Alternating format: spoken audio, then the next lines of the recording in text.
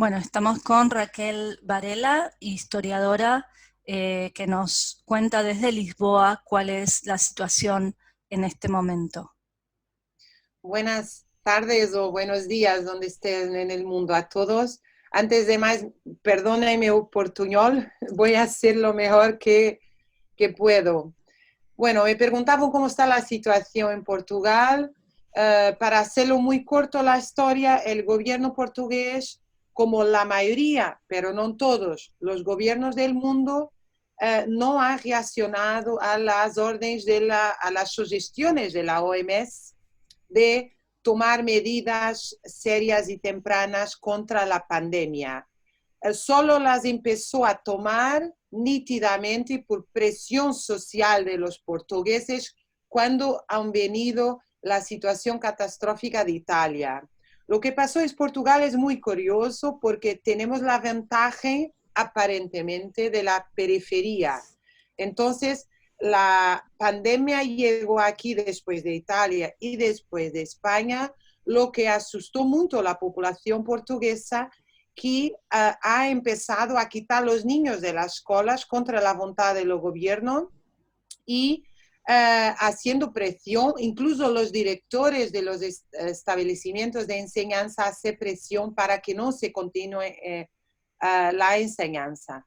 Al mismo tiempo, las grandes fábricas de diversos sectores de una forma espontánea, a veces de los sindicatos, han demandado la paración de la producción no esencial y amenazado con huelgas, obligando, por ejemplo, la mayor fábrica, que es la Volkswagen, a parar la producción con 100% de sueldo, porque la idea es aplicar el layoff en que los trabajadores fican con menos de 70% de sueldo y una parte será paga por la seguridad social. El gobierno reaccionó, el presidente de la República, que estaba hasta esa hora dando abrazos y cariños por el país, porque es un tipo de populismo que va practicando para los argentinos, lo conocen bien de otros tiempos históricos. Se gusta de ser llamado el presidente de los afectos. Sí, resguardó de repente en su casa de cuarentena y avisó que iba a aplicar el estado de emergencia. Ese comenzó a circular en los canales mediáticos que el primer ministro que estaría contra el estado de la emergencia no lo quería porque es suspender la democracia, pero si lo presidente de la República, que es de derecha, lo convocase, él lo acataría. Hicieron un poco el policía o el policía malo. Lo que pasa es que estos 2 días de tiempo dieron poder a las empresas para despedir en masa, porque las medidas de ayuda a las empresas, que tampoco son ayudas, se trata de crédito, algún día alguien va a pagar. Esas medidas no venían acompañadas de la prohibición de los despidos. Entonces, eso dio tiempo a las empresas, incluso empresas importantes como Ground Force en los aeropuertos, para lo hacer. Hicieron algo absolutamente dramático, que eso es simplificativo del estado caótico de crisis que el Estado está viviendo, porque el puerto de la capital tiene un sindicato muy combativo y muy democrático, progresista, y aprovecharon para hacer un despido sumario de esos estibadores y aplicar una requisición civil contra los estibadores. Ese mismo gobierno que no ha aplicado tampoco una requisición civil de los hospitales y laboratorios privados. Hoy mismo tenemos ya más de 170 profesionales de salud contaminados, no hay testes suficientes para hacer a estos profesionales y a sus contactos, pero los laboratorios privados están haciendo algo como un tipo de parcería público-privada con los municipios para hacer testes, lo que, según muchos profesionales de la salud, de la sanidad que lo denunciaron públicamente, ha desviado recursos de los servicios nacionales para el sector privado en plena pandemia. Y en el marco de esta pésima gestión de la crisis por parte de los gobiernos capitalistas, se han tomado medidas directamente contra la organización de la clase obrera.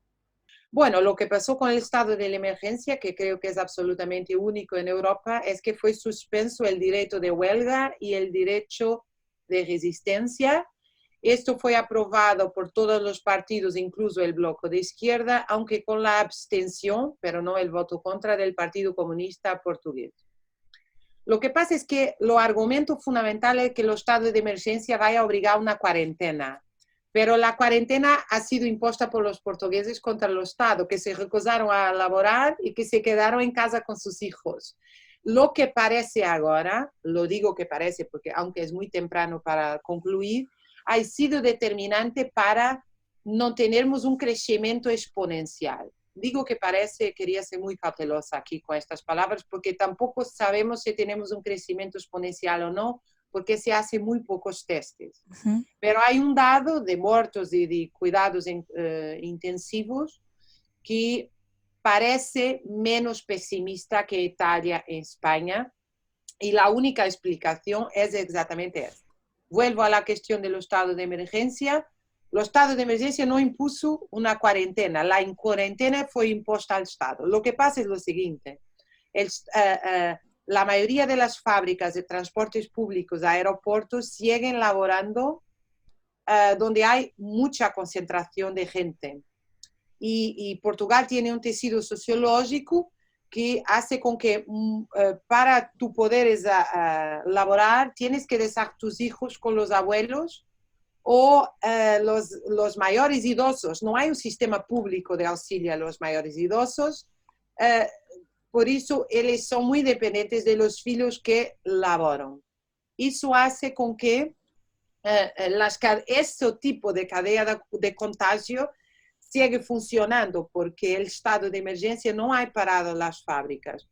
Hay un sector del movimiento sindical que está demandando la paración de las fábricas no esenciales, incluso se ofreciendo para ser trasladados a sectores esenciales a la producción de cuidados de salud, pero el gobierno no ha hecho eso. Y claro, hay una enorme confusión mediática porque se pasó la mensaje de que el estado de emergencia ha impuesto una cuarentena, cuando es un poco más lo contrario, porque al prohibir el derecho de huelga, se prohíbe la resistencia de los trabajadores que estaban demandando ir a casa, no seguir trabajando. Claro, pero esto es la historia un poco empírica que os estoy contando.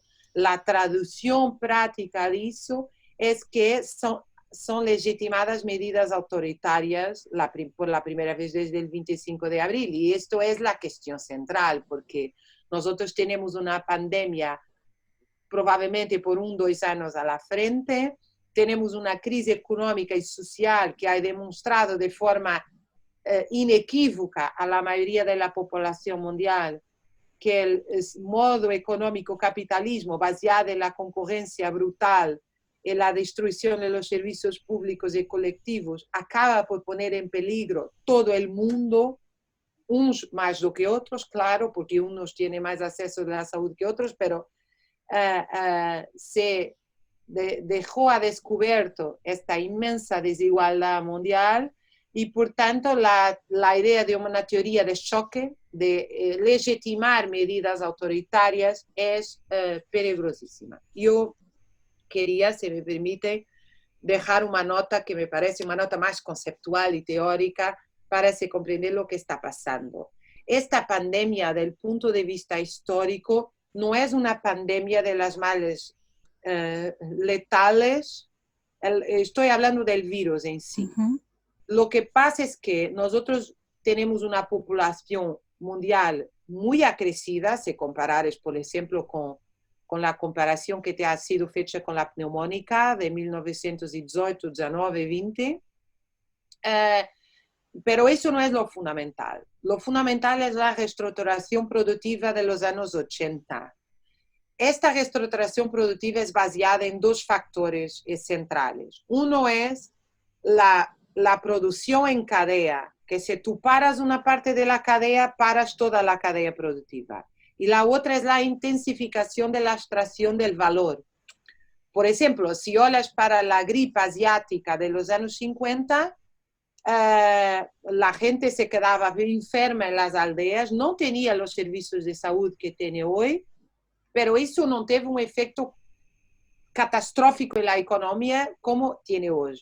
La diferencia es que había mucha gente en el campo, muy trabajo doméstico, mucha gente viviendo en las aldeas y no una concentración de empresas.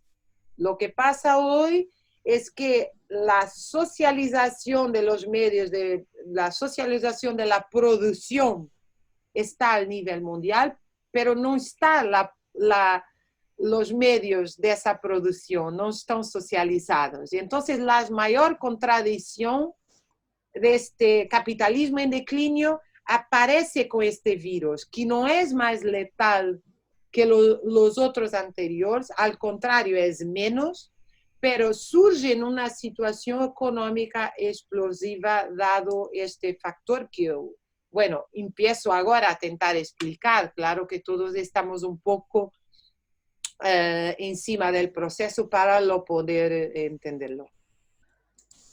Raquel, y lo que te quiero preguntar también relacionado con esto es, tú has estudiado, bueno, eres especialista, has estudiado y escrito mucho sobre la Revolución Portuguesa. Eh, la, la experiencia del control obrero empieza a ser debatida, por lo menos entre sectores de la izquierda marxista, como una necesidad, por ejemplo, frente a esta crisis, en relación a que sean sectores de la clase obrera los que realmente puedan dar una respuesta desde los lugares de trabajo, controlando los ritmos de trabajo, las condiciones de seguridad e higiene. ¿Qué reflexión puedes hacer en relación a esto o la experiencia misma de Portugal? Claro. Bueno, yo soy un optimista.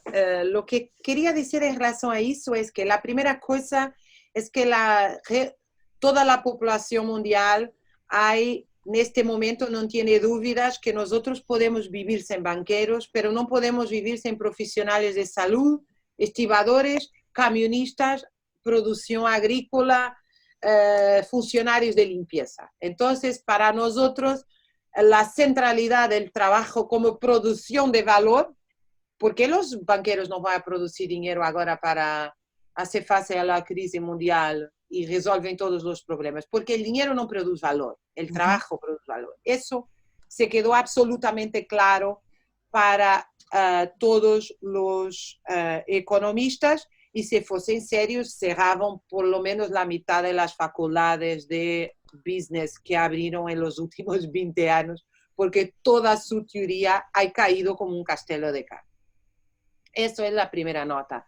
La segunda es, y por eso digo que soy un optimista, verificar el saber hacer de la clase trabajadora organizada. Yo hablo clase obrera porque un médico, un enfermero no se ve como clase obrera clásica, pero es la gente que vive de su trabajo y que sabe hacer su trabajo.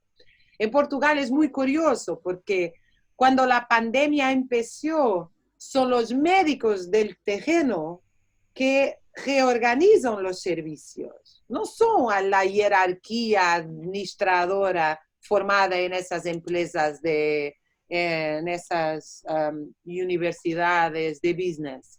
Entonces, la gente cuando tiene el trabajo en las manos, tiene un saber hacer muy importante, que me parece que pueden ter ganho consciência de que são mais fortes e mais capazes de governar do que os governantes foram. Isso a mim me parece absolutamente claro neste momento. Pero há que matizar meu optimismo com uma crise de organização política brutal que nós estamos a viver.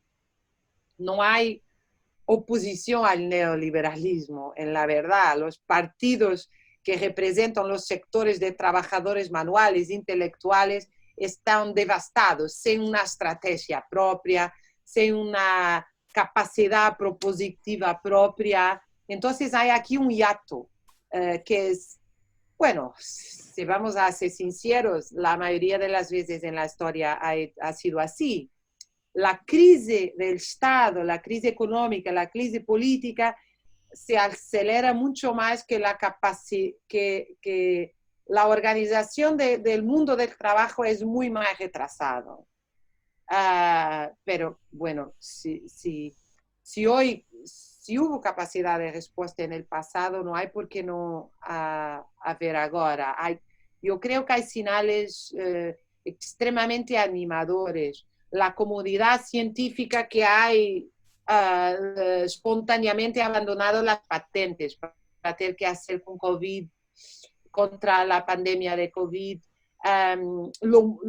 La capacidad organizativa en el terreno de estos profesionales de la sanidad, que fueron, yo quería decir esto porque no creo que fue propositado, porque el capitalismo es un modo de organización irracional, brutal, pero no necesariamente, la gente no lo hace por mal, la gente lo hace mal porque es propio del sistema capitalista. Lo que quería decir es esto, es que los enfermeros y los médicos, los auxiliares de salud, en grande parte de los países, fueron enviados como tropa de élite, pero tratados como carne para cañón. No sé si hay esta expresión Sí, en castellano. Porque la gente ha ido desprotegida y hay un número considerable de infectados, contagiados y muertos entre profesionales de estas áreas, de la emergencia, de la sanidad, de limpieza de los hospitales, de médicos, etcétera, de enfermeros. Porque la gente fue porque es el sentido de su trabajo. Su trabajo es salvar vidas. Y ahí fueron un poco contra la corriente de teorías darwinistas, de que, bueno, eso dejaremos morir a los viejos y los enfermos. Nuestro sentido del trabajo es salvar vidas. Lo que pasa es que verdaderamente fueron tratados de una forma por lo Estado, por las instancias, que a mí me parece que no hay conciencia ainda total de cómo se despreció el valor de esta gente que está en la línea de la frente de la batalla contra los virus. sí.